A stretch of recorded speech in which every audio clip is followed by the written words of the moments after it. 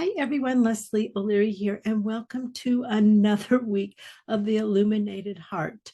On Sundays in Facebook, I write Sunday sessions, and it ties into a lot of what I'm saying here. And so this week, what I'm going to talk about is feeling safe. When we grow up with a traumatic childhood, or even if we have something traumatic happen to us as an adult, it's very easy for us to be triggered or be reminded of those things. When trauma enters into our life, what happens is it goes somatically, it goes into our body, and it's hard to logically get rid of a feeling that was in your body. And it does take time. For me personally, I find the best way for me was through talk therapy, because that helped me release. And I even saw a somatic therapist that helped me. My biggest help was yoga. So movement of body, even if it's as simple as walking. So feeling safe is probably my biggest need in my life. Most of my childhood, I can look back at and realize that I never really felt safe. I actually really never felt safe well into my 50s. So it's never too late to find that for yourself. Um, Feeling safe for me now creates an environment within myself, not exteriorly, but within myself, to be fully me. I can have like the really cool parts of me show up, but I can also have those like really weird trigger parts and still feel safe within it. So breath work, yoga, walking, and especially if you guys are into writing, journaling about it.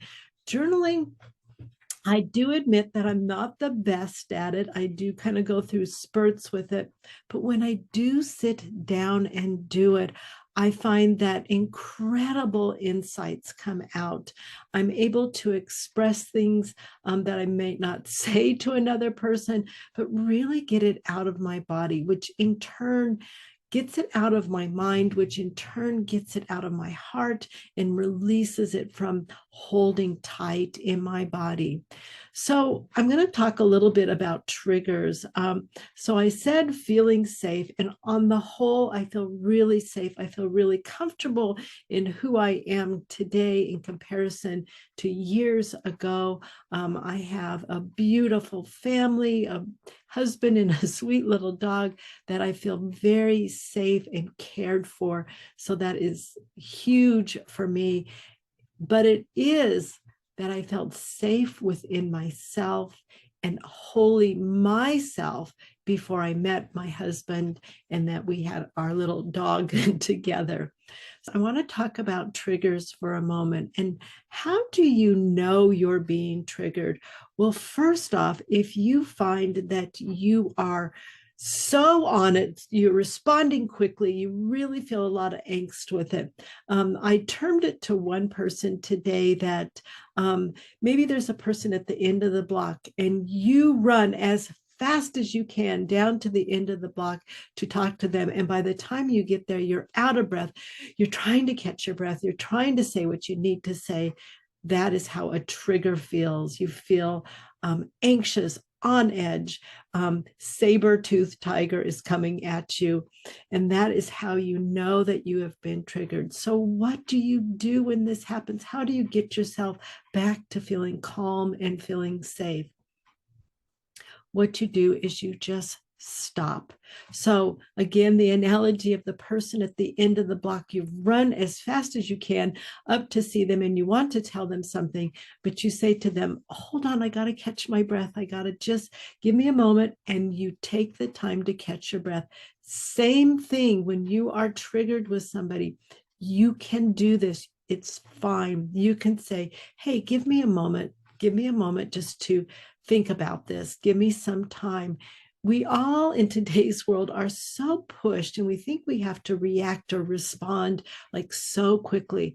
You know what? You don't have to. So when you're triggered, take your time, take a breath, envision the person at the end of the block. Give yourself some space, give yourself some time, slow down. And then when you are feel that you're more calm, you can respond to this person. They've actually done scientific studies about this, and when you look at a calm brainwave, it just gently flows up and down. But when you become dysregulated, what happens is it starts to be frenetic and it's bouncing around a lot. And you can actually feel that, when that happens. So take your time, just stop, catch your breath, slow it down. You don't have to answer that person right away if it's the person that's triggering you or a situation. Step back, take your time, find your place of safe. It is there, it is in your heart center. I hope that these are helping you guys. On my Sunday post this last week, I write, why am I even writing these things?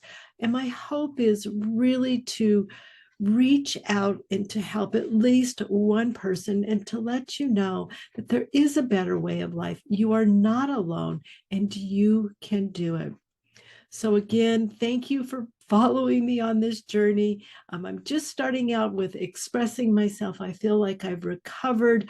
I am comfortable with myself.